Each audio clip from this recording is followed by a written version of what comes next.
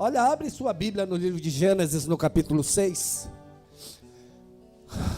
Gênesis 6. Nós vamos fazer menção a partir do verso 11.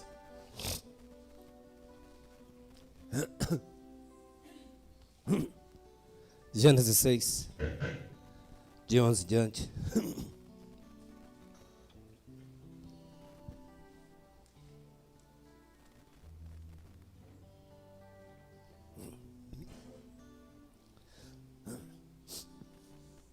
Diz assim a palavra de Deus: a terra, porém, estava corrompida diante da face de Deus, e encheu-se a terra de violência. E viu Deus a terra, e eis que estava corrompida, porque toda a carne havia corrompido o seu caminho sobre a terra. Então disse Deus a Noé: o fim de toda a carne é vindo perante a minha face, porque a terra está cheia de violência. E eis que os desfarei com a terra. Obrigado. Faze para ti uma arca de madeira de gofé. Farás comprimentos na arca e a betumarás por dentro, compartimentos, e a betumarás por dentro e por fora com betume. E desta maneira farás de 300 côvados o comprimento da arca, e de 50 côvados a sua largura, e de 30 côvados a sua altura. Farás a arca, na arca uma janela, e de um côvado a acabarás em cima. E a porta da arca porás ao seu lado. Far-lhe-ás andares baixos, segundo e terceiros. Porque eis que eu trago um dilúvio de águas sobre a terra, para desfazer toda a carne em que há espírito de vida debaixo dos céus. Tudo o que há na terra expirará, mas contigo estabelecerei o meu pacto. E entrarás na arca tu e os teus filhos, e a tua mulher, e as mulheres de teus filhos contigo. Pai,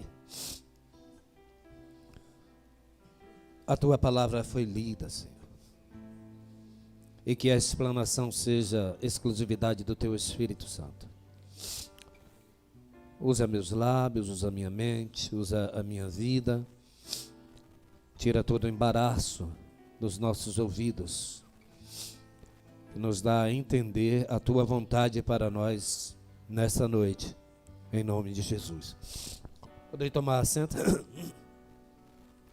Querido, antes mesmo de começar, eu quero dizer da minha compreensão, do meu respeito, do meu profundo respeito pela situação da sua vida, por aquilo que você talvez esteja passando, por aquilo que você tem passado, por dores que você tenha enfrentado, por angústias, por dificuldades que você já tenha enfrentado na sua vida, ou quiçá você esteja enfrentando nesse momento. Tenha certeza que o que vou explanar nessa noite não é um desprezo, um desrespeito aos seus sentimentos, não vem aqui de mim menosprezar a situação pela qual talvez você esteja passando nesse momento. Não é essa a minha intenção, pois está aqui um homem que tem enfrentado lutas muito grandes. Então dentre as coisas que tenho aprendido no meio dessas minhas lutas, nessas minhas batalhas, é justamente respeitar o sentimento alheio, a dor alheia, a dificuldade alheia. Muitas vezes nós temos, por algo comum ao ser humano, dizer que a dor do outro é uma bobagem. A gente às vezes ouve o desabafar de alguém e não conseguimos nos colocar no lugar da pessoa, e entendemos que a pessoa às vezes está fazendo uma tempestade no copo d'água, às vezes ela está supervalorizando aquele problema, E não digo que muitas vezes isso não aconteça, mas digo que não é o nosso direito julgar essas coisas, porque não sabemos a fragilidade emocional, não sabemos a fragilidade psicológica, não sabemos o histórico daquela vida, não sabemos o que ela passou na sua infância, não sabemos os traumas que talvez ela carregue consigo, não sabemos.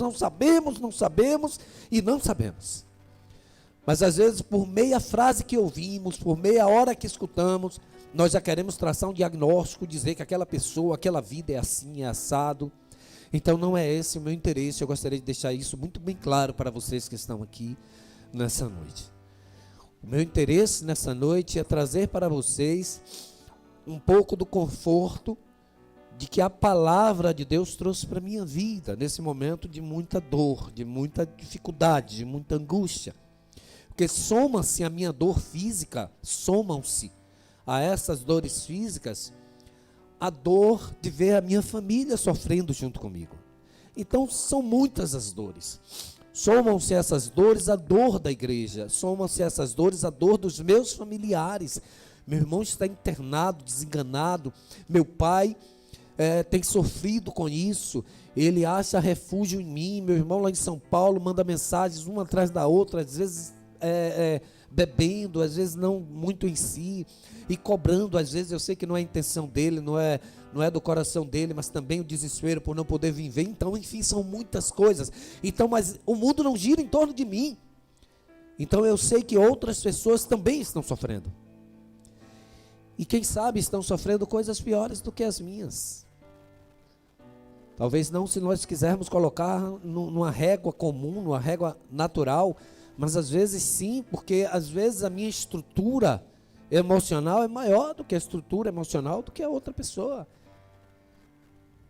E aí, irmãos, nós temos que entender que o único escape para as nossas vidas é o amor de Deus, que é incomensurável, que é inigualável, que não há balança que possa pesar, não há trina que possa medir. Então, o único lugar de conforto real, genuíno, é os braços do Pai, são os braços do Pai.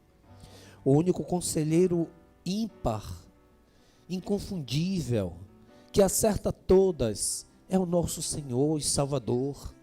O único, porque Ele sabe o que vai acontecer amanhã, Jane. Ele sabe quantas pessoas você vai ter que atender essa semana, Ele sabe quantos cursos você ainda fará, Ele sabe de tudo, e nós não sabemos nada.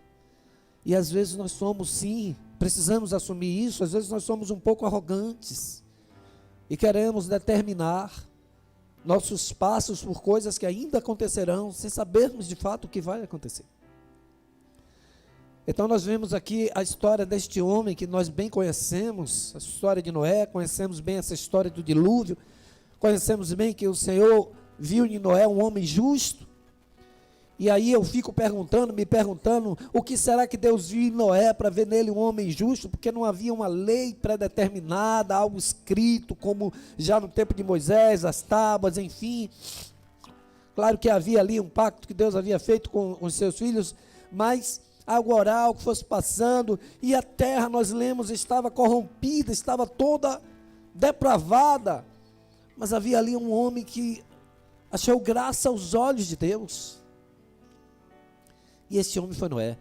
Então eu só posso crer que eram as atitudes de Noé para com os seus e para com o restante do povo que trazia ao coração de Deus esse entendimento, esse julgamento sobre a vida de Noé. Deus está atento às nossas atitudes, e às vezes nós agimos como se Ele não estivesse preocupado com isso. E aí, irmãos, é assim, nesse momento da terra toda corrompida, onde o homem havia alcançado um grau de imoralidade aí tão grande que Deus decidiu exterminar essa terra, aí Noé acha graça aos olhos do Senhor, e o Senhor determina a Noé que ele fizesse algo bastante, mas muito incomum, para aquela época, para aquele momento, para aquela situação geográfica, para aquele local onde eles estavam, algo por demais incomum. Deus manda Noé construir uma arca, e uma arca consideravelmente grande.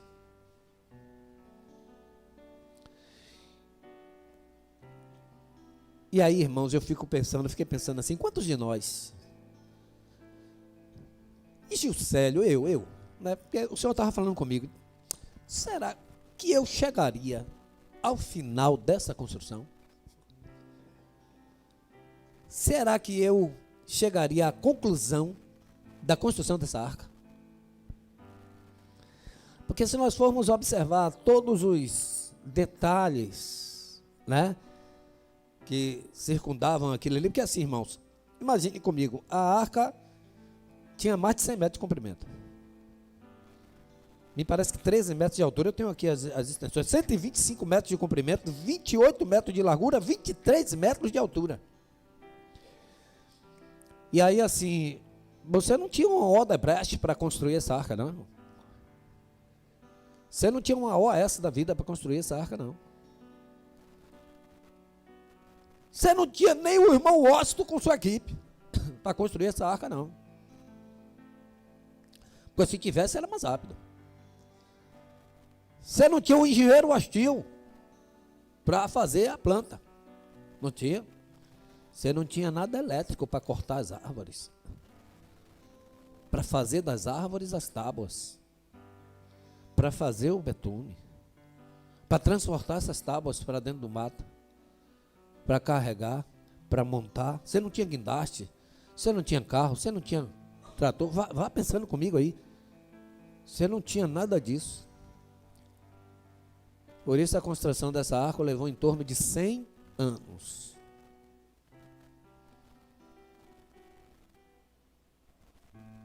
Eu já quero provocar você.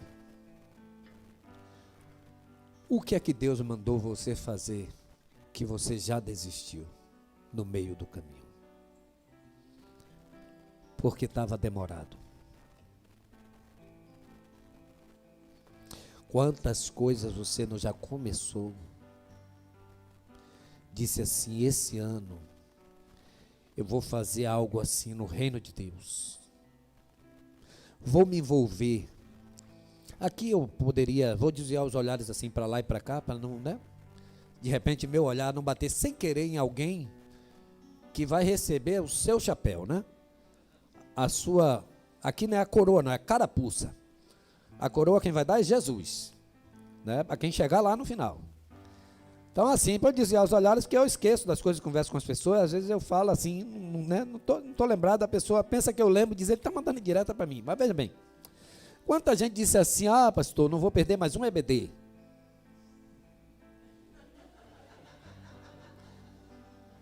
Coisas como essa eu tenho que olhar para o teto mesmo, né? Não.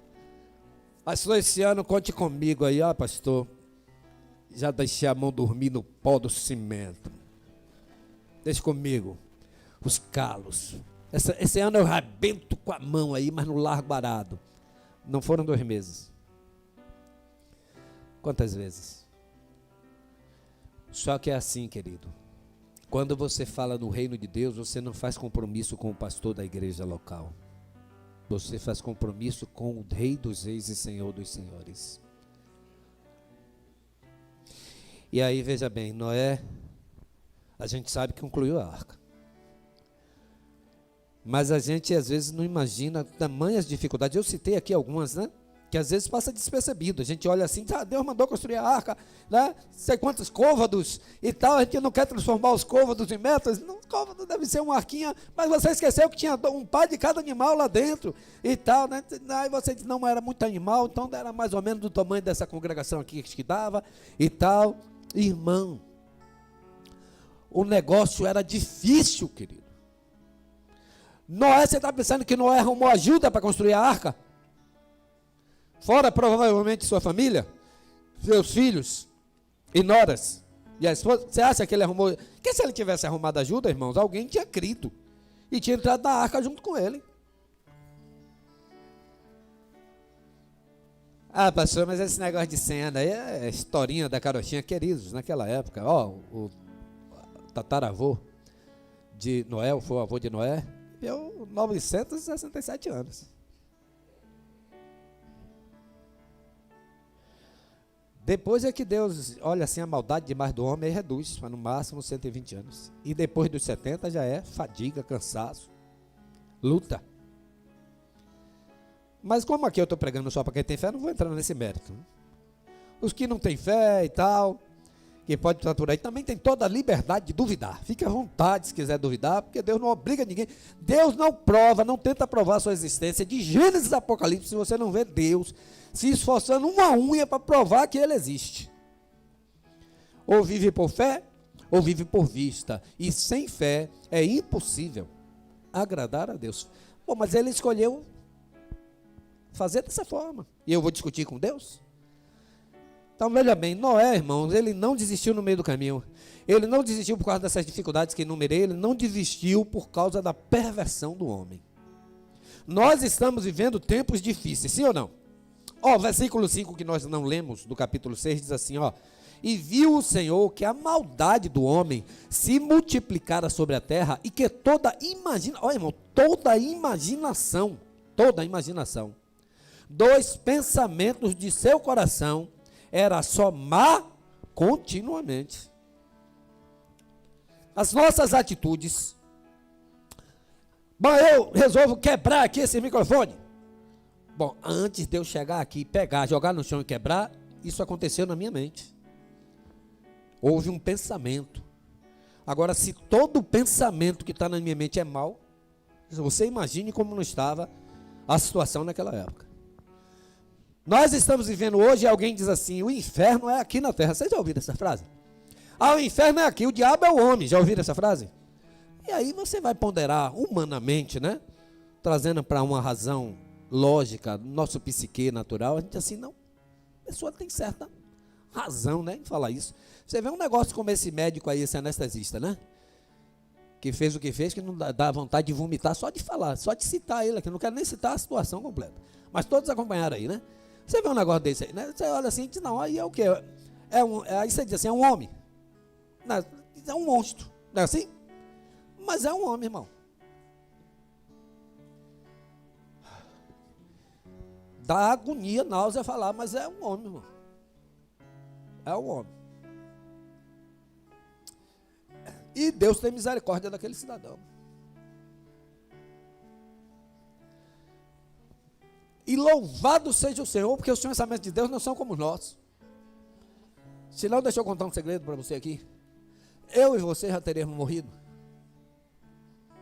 Porque Deus já tinha matado a gente. Que a gente não pode não fazer uma coisa de onda como essa, mas a gente faz coisas terríveis também. Mas olha só, humanamente falando, tirando Deus, a sua palavra, né, e olhando, você olha assim e diz, não, rapaz, e se você estiver passando por certas situações, aí você diz assim, não, esse caba tá certo, o inferno é aqui mesmo, só não estou vendo é o fogo, mas é aqui.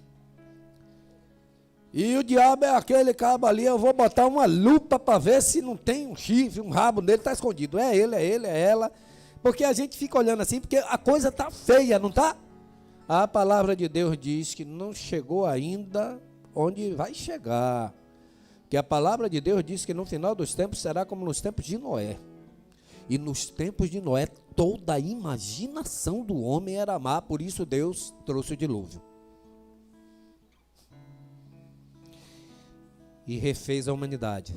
Então, dentro desse contexto, desse povo perverso, mau, com a sua imaginação toda má, vamos cá, pensa comigo aqui. Quem é buliçoso aqui? Zé Alves. Eu vi ele passar escondido lá para cima. Tá aí? Tá aí, Zé. Eu vi, lá, a mãozona branca. Bom, Zé Alves é buliçoso. O Osaldeci não está aqui, que é outro buliçoso. O Osaldeci está gripado, está doente, né? Ju que está doente, ele está tomando conta. Quem é mais buliçoso? Deve ter uma meia dúzia de buliçoso aí. Ó, o buliçoso aí, você resolveu construir um carro. Aí falei, ele está lá atrás, com certeza ele está rindo agora. Eu falei em construir um carro, Zé Alves está dando risada lá em cima.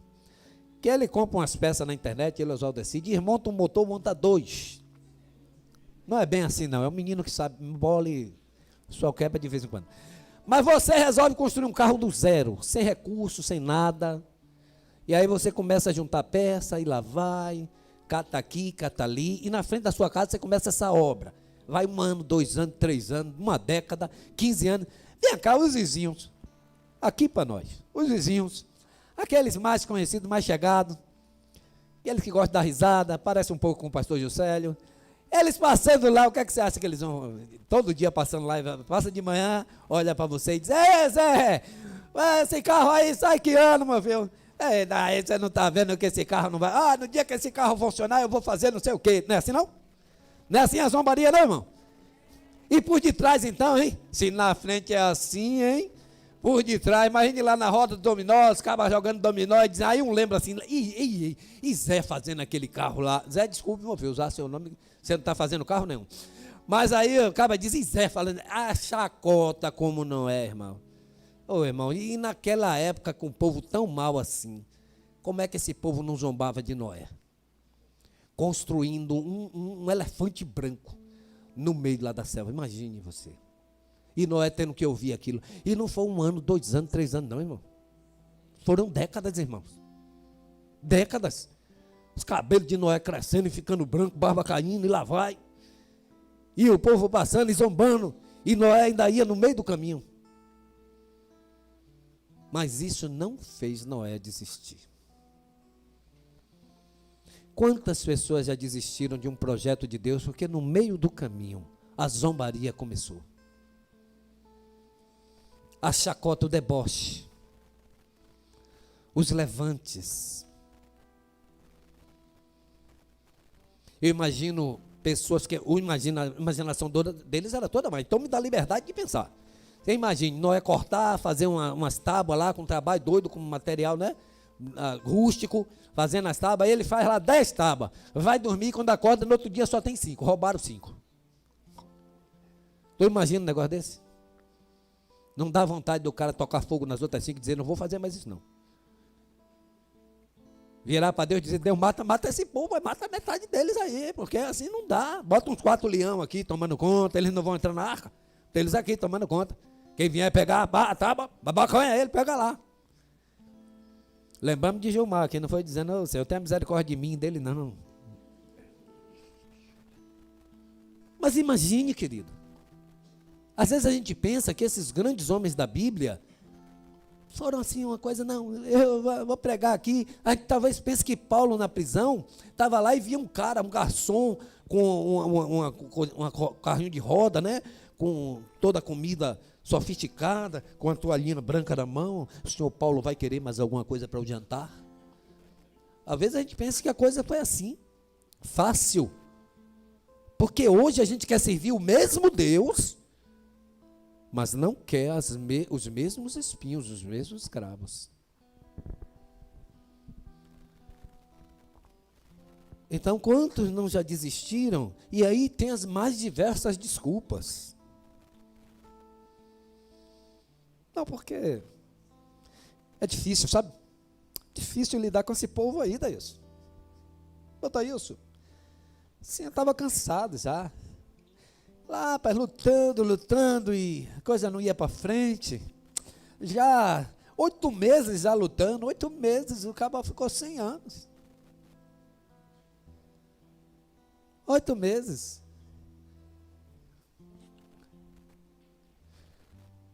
E por que demorou tanto? Ô irmão, sabe, depois que eu conheci a graça, eu vejo a graça de Gênesis a Apocalipse. E a vontade de Deus que não muda, diz Pedro, quer que todos se salvem. A vontade de Deus. Deus não se alegra na morte de um ímpio. E quem sabe com 100 anos alguns não se converteriam, né? Porque Noé, enquanto pregava as tábuas, ele apregoava, vai vir aí a destruição. Vem aí o dilúvio. Vem aí o juízo de Deus. Mas os homens também não quiseram dar ouvidos. E eles com certeza tinham as suas desculpas. A conduta deles com certeza não era uma conduta boa. E aí a gente hoje olha assim e diz, a coisa está ruim. Olha, irmãos, vai piorar. Vai piorar. Lucas 17, diz assim, 26, 27, né? E como aconteceu nos dias de Noé, assim será também nos dias dos filhos do homem. Comiam, bebiam, casavam e davam-se em casamento, até o dia que Noé entrou na arca e veio o dilúvio e os consumiu a todos. Noé não desistiu por causa da depravação dos homens que estavam ao redor dele. E quantos abandonaram o reino de Deus? Por causa de um irmão ou de um outro que está na igreja e que deu uma palavra assim, ou que falou assado, ou que disse assim, ou que disse assado. Você precisa entender que o Deus que dá ordem às águas para que elas se precipitem e cause o dilúvio é o único ser que deve ser adorado e reverenciado na face da terra.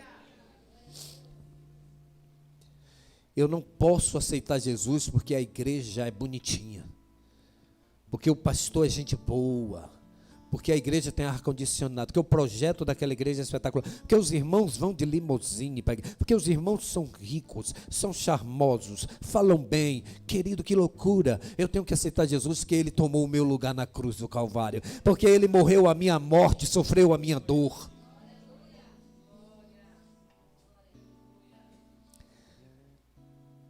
Palavra de desânimo? Tem certeza que é isso que está te entristecendo, te deixando morrer espiritualmente? Quantas Noé não ouviu? Quantas vezes Noé não deve ter escutado a palavra louco? Você é um maluco, rapaz. E eu acho que quanto mais a arca ia andando, a construção ia andando, que ia conhecendo a dimensão da coisa, porque quando ele começou ninguém sabia o tamanho.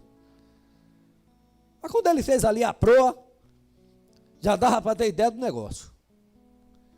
Só vai aquele homem desmatando. Se fosse no dia de hoje, ele estava preso, acabando com a selva amazônica, para fazer a arca. O homem vai caminhando, vai construindo, e lá vai, o povo vai começando a olhar para cima, peraí, mas 20 e tantos metros de andar, irmão, 20 e tantos metros de altura, sabe quanto, o edifício, quantos andares vai dar aí? Cada andar com 3 metros? São 9 metros, irmão. São 9 andares, perdão. Correto, engenheiro? 9 vezes 3 ainda são 27. Me diz aí um prédio. Não tem um prédio dessa altura aqui em Marechal? Tem? 9 andares? Tem não. Diz que a torre que vão construir ali vai ser 9 andares. Aí você vai ter ideia da altura da arca de Noé. Imagine o povo passando e olhando assim. Aí cá, na arca, né, moderna, que Jesus é a nossa arca. Aí Paulo diz assim, vocês não estão entendendo não o que é o negócio aí? Lá os Coríntios. Não, meu filho, é porque a pregação do evangelho é loucura. Para quem está perecendo, a imaginação toda má, vai passando, vai olhando assim, dizendo, negócio de doido. Esse povo passeando, feito uns doidos aí, com um negócio na mão, tibum, porque dele por ele, e o outro com o megafone na mão, um rebanho de doido vai ali. É assim. Mas quem tem um encontro com Jesus, teve um encontro com Jesus hoje. Ontem estava dizendo que o povo era doido. Teve um encontro com Jesus hoje e amanhã está no meio do povo gritando assim também, cantando. É. Porque a renovação da mente é um negócio incrível. A renovação do entendimento. E então, irmãos, a natureza pecaminosa do homem nos adverte, nos leva para longe de Deus. E aí o apóstolo Paulo, lê de Timóteo, diz assim, ora, o Espírito fala expressamente que nos últimos tempos alguns apostatarão da fé, dando ouvidos a espíritos enganadores e doutrinas de demônios. Alguns apostatarão da fé, dando ouvidos a espíritos enganadores. Vem cá, quantos espíritos você ouviu falando com você? Eu quero assim, não espiritualize a coisa não. Alguns aqui talvez tenham tido uma experiência ímpar de ouvir a voz de Deus, do Espírito Santo mesmo, ele falar audivelmente. Porque na maioria das vezes ele fala ao nosso coração, à nossa mente. Talvez aqui alguns tenham escutado, e eu não duvido disso porque Deus fala. Mas eu digo espírito, experiência espiritual e tal. Quantos aqui ouviram espíritos falando? Mas eles também falam e usam os lábios de muita gente para falar. Como Deus usa os lábios das pessoas para falarem. Então, quando o apóstolo Paulo diz isso a Timóteo, ele diz, olha, e aí está apontando para os dias de hoje, viu? Muitos iriam apostatar. Iriam abandonar a fé genuína e viver uma fé qualquer, uma fé distorcida, destoada da realidade, porque vão dar ouvidos a espíritos enganadores. Irmãos, o que mais acontece quando você começa a se envolver na obra de Deus é gente vir para atrapalhar. E aí eu quero que você pare para meditar, pare para pensar. Se você ainda não tiver discernimento, sabedoria espiritual, Deus te deu inteligência, Ele muniu a todos nós de inteligência. Então pare para pensar na lógica, de forma lógica. Eu não estou espiritualizando nesse momento. Pare para pensar. Você começa a fazer a obra de Deus. Você começa a cantar. Deus te deu um talento musical, que música não é dom, talento. Deus te deu um talento musical, você canta bem, você começa a ouvir louvores em casa e o Senhor começa a mover-se dentro de você através dos louvores e tal, é a forma que Deus escolheu para falar contigo, e você vai, começa a cantar, e aí Deus começa a agir através da sua vida, pessoas começam a ser edificadas através da sua vida e tal, e aí de repente as coisas vão acontecendo porque elas são sutis, elas vão acontecendo de modo a te afastar desse projeto, desse propósito. Quem foi que fez isso? Foi Deus. Meu Deus, eu não consigo entender como é que não enxergam. É Deus. Não, mas veja bem, e tal, é porque agora eu estou chateado com não sei o quê, agora eu não vejo Deus. Deus estava ali antes, mas agora, então assim, você, depois de Jesus, você foi a segunda pessoa que dividiu as coisas, né? Porque tem antes de Cristo e depois de Cristo. Então, até você chegar, Deus estava. Agora que você chegou, você é tão santo, tão santa, que Deus não está mais. Não é uma loucura esse negócio, não. Você antes fazia parte do teatro, era uma bênção, e lá vai, você gravava os textos bem, que nem todo mundo grava, você representava bem, as pessoas te diziam assim, poxa, que bênção, ó, você, uma bênção e tal. Aí, de repente, aconteceu alguma coisa no meio do caminho, você se chateou com alguém, pronto, não quer mais no teatro. É Deus que está nesse negócio, é te tirando de fazer a vontade dele. Agora, beleza, descobrimos que não é Deus. Eu acho que todo mundo vai concordar, né? Mas quem não concordar está safo. Quem não concordar com isso aqui que eu estou colocando tão claro, está tranquilo, porque os loucos não errarão o caminho. Então, os doidos não vão ficar de fora, está melhor do que a gente. Então, fica tranquilo. Mas assim, eu estou desenhando, né? Então, se não é Deus, quem é, irmão? Tem duas pessoas para entrar nesse negócio aí. Pastor, eu pensei que só tinha uma. Não, tem duas. É você, porque tem gente que beira Satanás não querer o inferno. É você, que é cheio de si, endeusado, e o outro são espíritos demoníacos. Porque a gente quer jogar a culpa do diabo em tudo. Mas eu não acredito nisso, não. Porque todo-poderoso não é o diabo, é Deus. É Deus. E na vida do servo do Senhor, ele não toca. Ele não toca. Sem a permissão de Deus, não toca. Porque a Bíblia me diz, e eu acredito na Bíblia, que os anjos do Senhor estão acampados ao nosso redor, nos protegendo. E ele, o diabo, está ao derredor, bramando, está enraivado e tal, ele está buscando. Mas enquanto estivermos na sombra do Onipotente, nem ele, nem ninguém toca na gente. Eu estou meio enjoado de ouvir uns crentes dizendo assim, eu estou achando que fizeram trabalho de feitiçaria, fizeram trabalho, pastor, para a minha família. Eu digo, então vai se converter. No dia que você se converter, aceitar Jesus, o Espírito Santo vem E quando fizer trabalho para você lá, o Espírito Santo sai quebrando tudo e ele se converte. Mas não, trabalho, fizer trabalho. Fizer trabalho. Eu já ouvi crente dizer que ia desfazer o trabalho em outro lugar.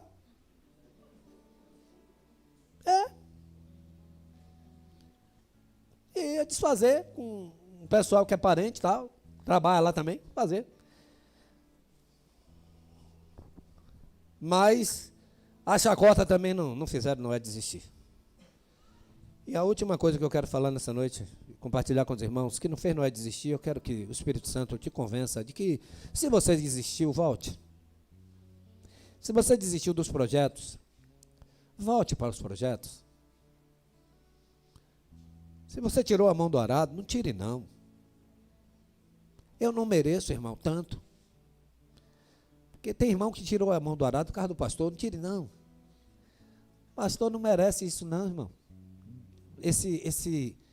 Essa honra toda, essa reverência, essa idolatria, isso é uma forma de idolatrar o pastor, quem quer que seja.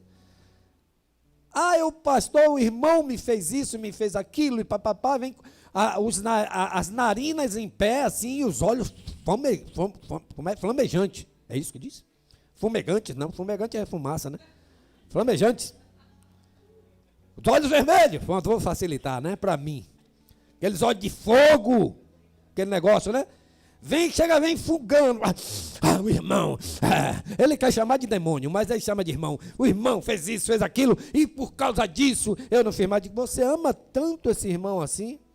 Eu já fiz isso com umas 2 pessoas nessa caminhada. Aí da pessoa tomar aquele impacto, dizer assim, eu estou falando uma coisa, está entendendo outra. Diz, não, você está amando tanto essa pessoa, que você está jogando fora a sua vida com Cristo, por causa dela.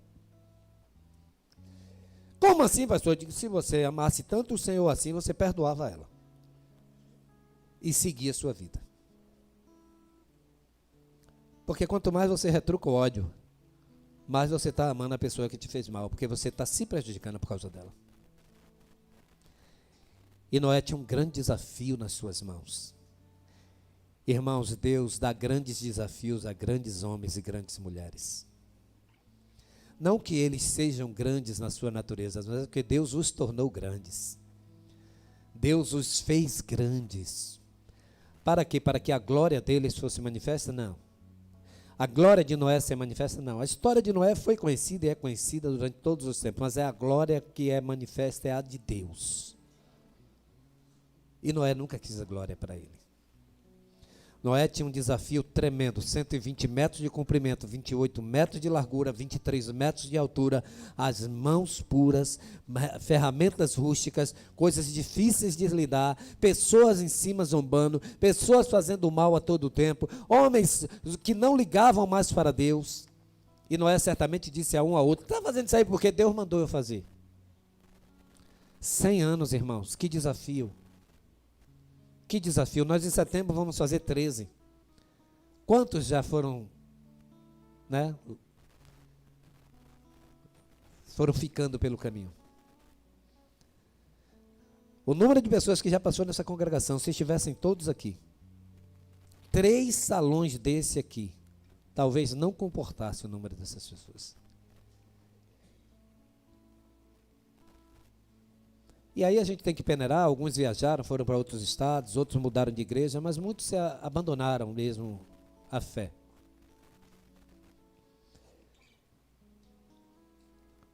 E aí, irmãos, Deus é quem sonda, é quem julga, é quem vê o coração de cada um, Deus é quem vai ver quais foram as motivações de cada um, o que foi que motivou a tomar as decisões que tomaram.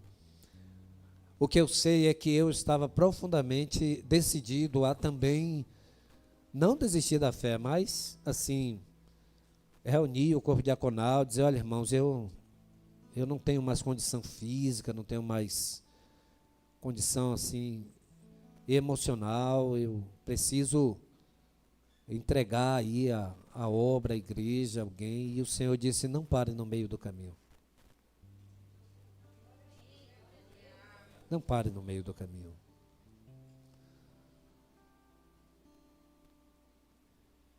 Deus ainda tem muita coisa para fazer em nossa vida.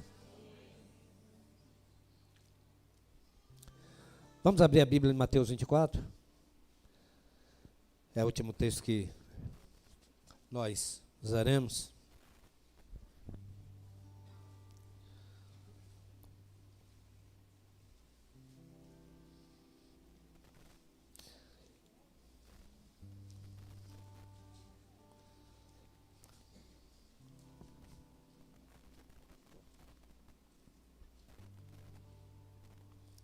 Eu olho para você para ver se a mensagem está sendo boa, dependendo do, né? Se você sorrir, que aqui a gente fica meio tenso, né?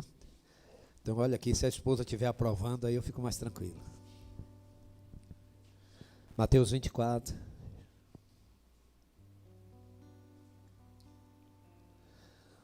A gente sabe que aqui é o sermão profético, né? O princípio das dores. Depois, se você quiser dar uma olhadinha em casa no capítulo todo, mas eu vou ler a partir do versículo 10, do 10 ao 13, junto com vocês. Se nesse tempo, que tempo é esse? Tempo do fim. Nesse tempo, muitos, olha só, muitos, não são poucos, muitos serão escandalizados e trair-se-ão uns aos outros, e uns aos outros se aborrecerão.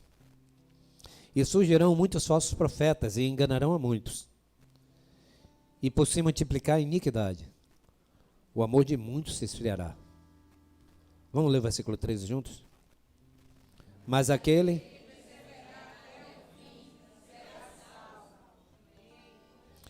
Deixa eu dizer uma coisa a você. Lucas diz que seria como nos tempos de Noé, a volta de Jesus, a vinda de Jesus para buscar a sua igreja. Como seria nos tempos de Noé? A humanidade estaria daquela forma. O lindo do evangelho é que Jesus não tentou enganar ninguém. Foi verdade o tempo inteiro, porque ele é a verdade. Então você que está aqui hoje, você que está vindo para aqui hoje, precisa entender o que é que você está fazendo da sua vida. Qual decisão você realmente tomou em sua vida? De servir a quem? A Deus ou ao homem? Porque se você vier para cá porque achou bonito eu cantar, já está até na hora de limpar o ouvido direitinho. Se você veio para cá porque achou bonita a pregação, se você veio para cá porque achou que o som estava assim, ou estava assado, a recepção foi boa. Se você veio para aqui porque tem um rol de amigos que você gosta e faz parte de uma comunhão e tal. Se você está aqui nessa noite para receber alguma coisa de Deus, se você está aqui dessa forma enganada, equivocada, é hora de mudar de pensamento. Você tem que fazer parte da igreja de Jesus Cristo. Você tem que fazer parte daqueles que são adoradores, que adoram em espírito e em verdade, que tem um alvo de adoração e esse alvo é Jesus, que entendem que Ele é o único, que Ele é o caminho, que Ele é a verdade, que Ele é a vida e que ninguém vai ao Pai se não for por Ele. Ele é a salvação.